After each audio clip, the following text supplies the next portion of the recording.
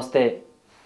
समसामयिक सामाजिक तथा आर्थिक विषयवस्तुका गतिविधि समेटेर तयार गरिएको कार्यक्रम अभियान हेरेर बसिरहनुभएका सम्पूर्ण दर्शकहरूमा हार्दिक स्वागत तथा अभिवादन।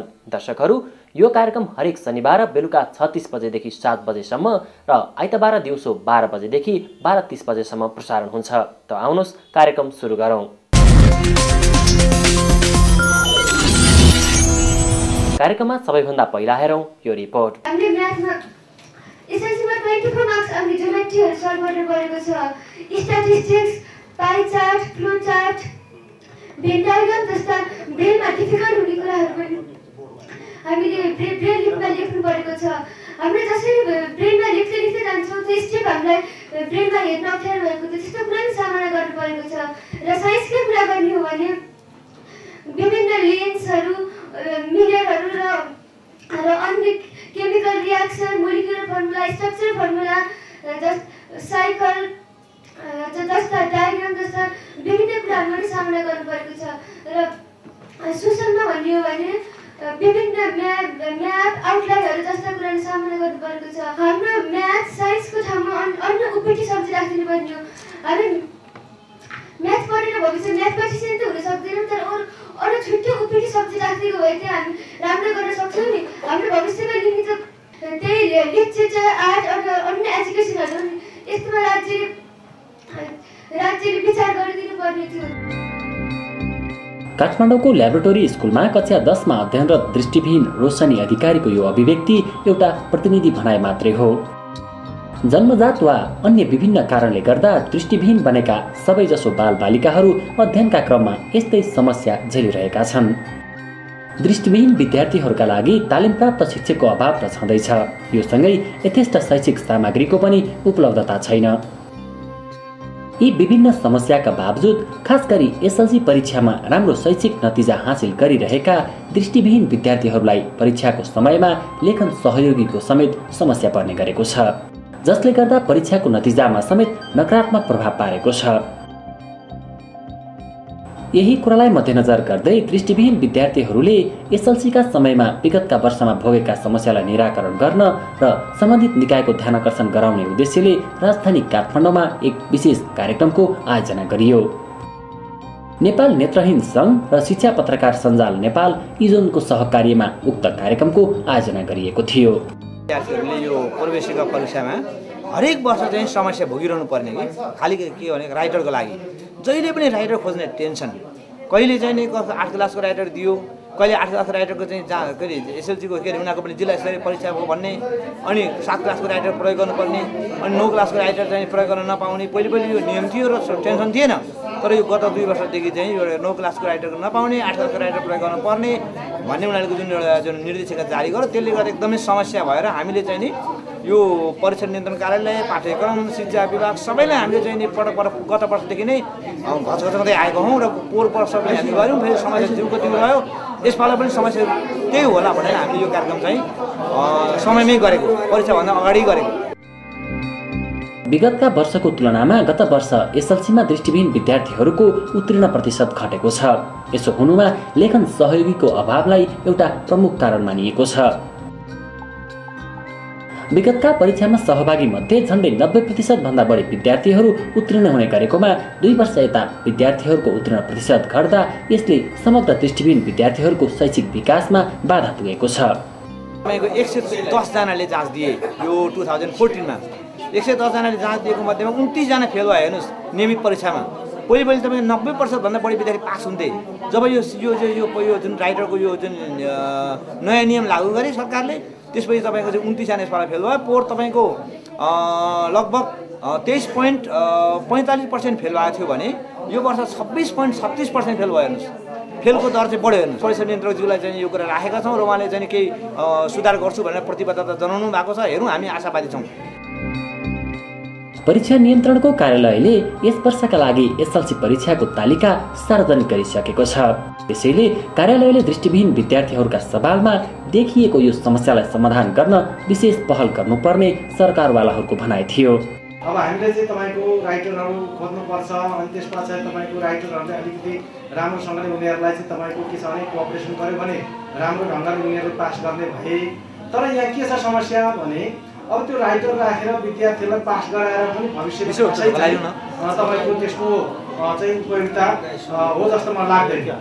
किन भन्दाखेरि उनीहरूलाई एउटा आफ्नो ढङ्गले तपाईँको विषयवस्तुमा अहिले रोशनीले भने जस्तै ब्रेलमै आफूले सिकेर ब्रेलमै आफूले चाहिँ तपाईँको त्यसको चाहिँ एउटा चाहिँ रसस्वादन भन्छ नि सब्जेक्ट म्याटरमा त्यसको डिपर तपाईँको चाहिँ एउटा स्टडी गरेर इन्टरलाइजेसन गरेर त्यसरी गयो भने भोलि गएर उसले कुन विषय लिने हो अथवा तपाईँको म्याथमेटिसियन नहोला अघि रोशनीले भने जस्तै तर तपाईँको के छ भन्दाखेरि भोलि गएर लिटरेचरमा एकदम चाहिँ एउटा चाहिँ तपाईँको त्यो क्षेत्रमा राम्रो गर्न सक्ने भएकोले गर्दाखेरि त्यो एउटा चाहिँ हामीले सोध्नुपर्ने अवस्था छ। कार्यक्रममा उपस्थित परीक्षा नियन्त्रक विष्णुद्वारेले दृष्टिविहीन विद्यार्थीहरूले खेपिरहेको लेखन सहयोगीको समस्या समाधान गर्न हरसम्भव पहल गर्ने बताउनुभयो।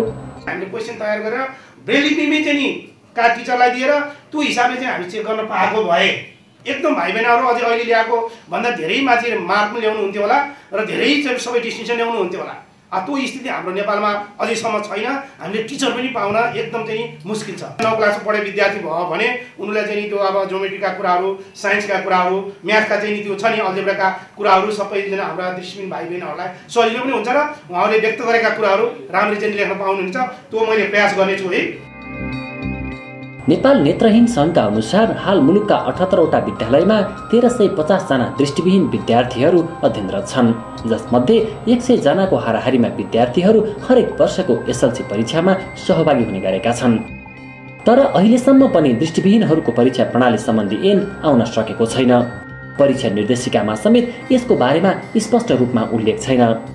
त्यसैले यसका लागि सम्बन्धित सरकारी निकायले पेलेमा ध्यान दिनुपर्ने आवश्यकता औल्याइएको छ।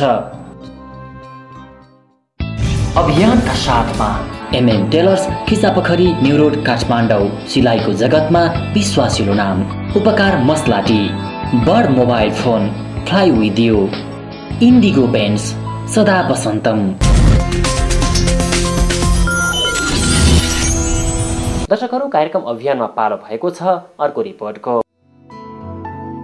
बैंकिङ क्षेत्रमा पहुँच नभएका तर वित्तीय कारोबार गर्न चाहने जो कोहीका लागि बचत तथा ऋण सहकारी संस्था अहिले वित्तीय कारोबारको एउटा राम्रो विकल्प बनेका छन्। त्यसैले शहरी क्षेत्रका निम्न तथा मध्यम वर्गीय समुदायबीच सहकारी संस्था लोकप्रिय बन्दै गएका छन्। खास गरी शहरी क्षेत्रमा खुलेका बचत तथा ऋण सहकारी संस्थाहरूले सदस्यहरूलाई सहज वित्तीय सेवा उपलब्ध गराउँदै आइरहेका छन्। काठमाडौँको ओटुमा रहेको peace saving and credit cooperative लिमिटेडले पनि विगत 1.5 दशक अघिदेखि आफ्ना शेयर सदस्यको वित्तीय विकासमा आफूलाई सरिक गराउँदै आएको छ। Peace saving and credit cooperative लिमिटेडले शुक्रबार मात्रै राजधानी काठमाडौँमा आफ्नो 16औं वार्षिक साधारण सभा सम्पन्न गरेको छ। सफलताको कुरा गर्दाखेरि यो हामीले भन्दा पनि हाम्रा शेयर धनी साथीहरू जति पनि छन् उहाँहरूले कति पाउनुभयो, कति के गर्नुभयो, कति डिभिडेन्ड पाउनुभयो त्यसमा आधारमा हुने हो। र हामीले चाहिँ सञ्चालन गरेदेखि लगभग अहिलेसम्म समस्या आएको अवस्था चाहिँ होइन। अहिले यो बीचमा चाहिँ गत सालको कुरा गरौँ, गत सालमा हाम्रो त्यति राम्रो पोजिसन चाहिँ आएको चाहिँ होइन। र यो सालमा हामीले चाहिँ प्रयत्न चाहिँ गरिरहेछौँ कि अब ब्याज असुलीमा विशेष ध्यान दिने हाम्रो चाहिँ अहिलेको चाहिँ योजना छ। विशेष गरेर यो संस्था चलेको पनि धेरै वर्ष भयो। यो बीचमा उठल पुठल पनि धेरै भएको हो। अब राज्यमा पनि विभिन्न किसिमको समस्या आइसकेको अवस्था हो। त्यो पिरियडमा पनि उहाँहरूले धेरै नै सहयोग हामीलाई गरिरहेको छ है, जुन अब कतिपय 100% त छैन। अब यो वासलाले पनि भन्छ केही बाँकी बगौताहरू छन्, नभएका होइनन्। तिनीहरूले चाहिँ पनि यसपालिको चाहिँ यो साधारण सभापछि संस्थालाई दिनुपर्ने लिनुपर्ने जे जति छ त्यो चाहिँ दिएर सहयोग गरिदिन हुन अनुरोध गर्छु। सहकारी क्षेत्रका अनुभवी व्यक्ति र स्थानीय समाजसेवीद्वारा प्रवर्धित peace saving and credit cooperative लिमिटेडले आफ्ना शेयर सदस्यको आर्थिक र सामाजिक विकासमा महत्त्वपूर्ण सहयोग पुर्याउँदै आएको छ। संस्थाको 16औं वार्षिक साधारण सभामा बोल्दै प्रमुख अतिथि लगायतका वक्ताले सहकारीले भोलिका दिनमा आफूलाई थप सशक्त बनाउँदै अगाडि लैजानुपर्ने बताउनुभयो। साधारण सभामा दिइएको जानकारी अनुसार यो सहकारीमा गत आर्थिक वर्षको तुलनामा शेयर सदस्यमा 25%ले वृद्धि भएको छ। संस्थाले गत आर्थिक वर्षको तुलनामा यस आर्थिक वर्षमा निक्षेप सङ्कलनमा 14.46% र कर्जा लगानीमा 13.81%ले वृद्धि गर्न सफल भएको छ। गत आर्थिक वर्ष चाहिँ हामीले अब आफ्नो सेयर धनीहरूलाई होइन पहिलाको अनुपातमा बढी नाफा नै दिएको छौँ। यसपालि हामीले 6% दिँदैछौँ। पहिलाको अवस्था हेरेर हाम्रो सेयर सदस्यहरूको सङ्ख्या चाहिँ पहिला सदस्यहरू चाहिँ 25%ले वृद्धि भएछ। 4 साल चाहिँ अब 250 त्यति रह्यो भने यसपालि 300 पनि नआएको छ सेयर सदस्यहरू।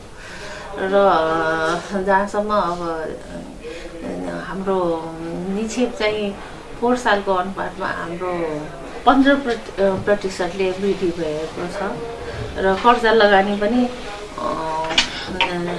झन्डै 14%ले वृद्धि भएको छ। मुलुकभित्र खुलेका कुल सहकारी मध्ये काठमाडौँ उपत्यकामा मात्रै झन्डै 30% भन्दा बढी सहकारी संस्थाहरू रहेका छन्। यसले गर्दा यहाँ सहकारी संस्थाहरूबीच चर्को प्रतिस्पर्धा छ। यद्यपि यो प्रतिस्पर्धामा peace saving and credit cooperative लिमिटेडले आफ्नो सेवालाई थप परिष्कृत र गुणस्तरीय बनाउँदै लगेको छ, जसले गर्दा संस्थाको लगानी सुरक्षित रहेको बताइन्छ। सहकारीमा धेरै समस्याहरू छन् हैन, त्यो आफ्नो क्षेत्रमा छ। हाम्रो संस्थाको कुरा गर्नुहुन्छ भने हामीले केही पनि सञ्चालनदेखि अहिलेसम्म यो 16 वर्षको पिरियडमा कुनै किसिमको समस्या आएको पनि छैन। हामी कहाँ पैसाको कमी पनि भएन, भनौँ अब बराबर आइरहेको अवस्था हो।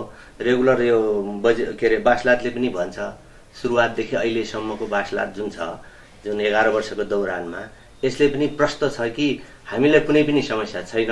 सहकारी संस्था बीचमा बढी कम्पिटिसन अहिले भएको अवस्था हो।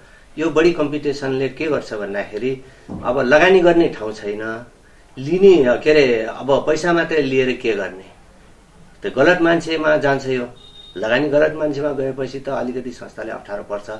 त्यस कारणले हाम्रो चाहिँ पुरानो संस्था हो, हामी 24-25 वटा भन्दा बाहिर गएको छैनौँ। गएको भए तापनि यहीँको स्थानीय मान्छेलाई हामी लगानी गरेको भए हामीलाई कुनै किसिमको समस्या चाहिँ बिल्कुलै छैन। हामीहरू चाहिँ अब व्यापारिक केन्द्रमै अवस्थित छ हाम्रो पिस सेभिङ क्रेडिट होइन।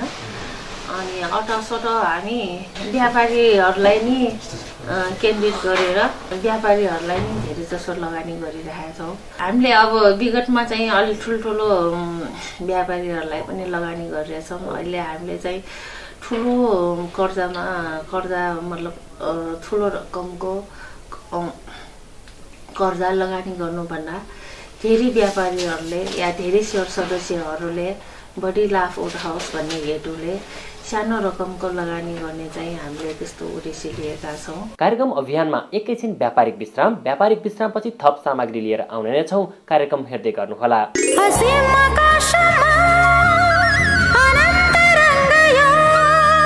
मन मेरो अति चञ्चल भयो, हरेक मनमा बसेको छु, रङ्गहरूमा म इन्डिगो हुँ।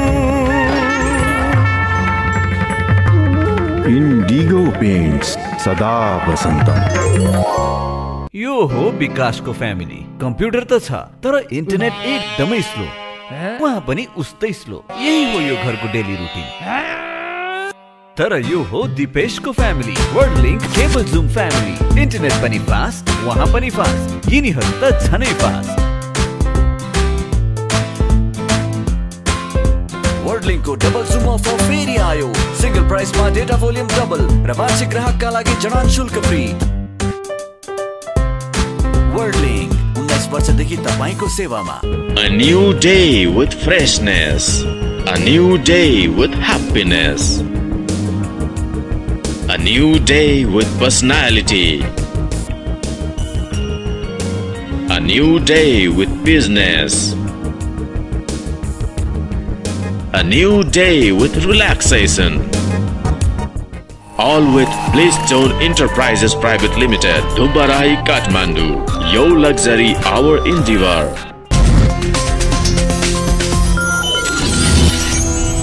व्यापारिक विश्रामपछि यहाँहरूलाई पुनः स्वागत छ। दर्शकहरू, अब हेरौँ यो रिपोर्ट। मकवानपुरको बखान सहकारीलाई आधार मान्ने हो भने नेपालमा सहकारी आन्दोलनको सुरुवात भएको आधा शताब्दी भन्दा बढी समय बितिसकेको छ। यो अवधिसम्म आइपुग्दा यहाँ विभिन्न क्षेत्रमा काम गर्ने उद्देश्यका साथ झन्डै 30,000 को हाराहारीमा सहकारी संस्थाहरू खुलिसकेका छन्। विगतमा खास गरी ग्रामीण क्षेत्रमा लोकप्रिय बनेका सहकारी संस्थाहरू पछिल्लो समयमा शहरी क्षेत्रका समुदायले समेत त्यत्तिकै रुचाएका छन्। सरल र सहज वित्तीय कारोबार गर्न सकिने भएपछि यस्ता सहकारी संस्थाहरूको स्थापनाले गति लिएको छ। शहरी क्षेत्रमा खुलेका सहकारी मध्येमा पनि केही सीमित सहकारी संस्थाहरूले बचत तथा ऋणको क्षेत्रमा आफूलाई अब्बल साबित गरेका छन्। काठमाडौँको सामाखुसीमा रहेको ज्येष्ठ बचत तथा ऋण सहकारी संस्था लिमिटेड पनि यस्तै अब्बल संस्थाहरू मध्येमा पर्दछ। संस्थाले हालै मात्र आफ्नो 6औं वार्षिक साधारण सभा सम्पन्न गरेको छ। सहकारितामा आत्मीयता भन्ने नाराका साथ आफ्नो व्यावसायिक कारोबार थालेको यो सहकारी संस्थाले स्थापनाको यो अवधिसम्मको यात्रालाई उपलब्धिमूलक ठानेको छ। थोरै भन्दा थोरै पुँजी, थोरै भन्दा थोरै शेयर सदस्यबाट सुरुवात गरेको सहकारी संस्था हो। हामीले 1000 पुँजीबाट 25 जनाबाट स्टार्टिङ गरेको आज यो समयसम्म आइपुग्दा हजारौं शेयर सदस्यहरू माझमा हामी छौँ। सँगै हामीले कार्यक्षेत्रहरू पनि धेरै विस्तार गरिसकेका छौँ। हाम्रो लगानीको क्षेत्रलाई पनि हामीले धेरै डाइभर्सिफिकेसन गरिसकेको अवस्थाहरू छ। राम्रो रह्यो, वास्तवमा धेरै राम्रो रह्यो। तर सहकारी क्षेत्रको विगत, वर्तमान र भविष्यलाई केलाउँदाखेरिको अवस्था धेरै बिचल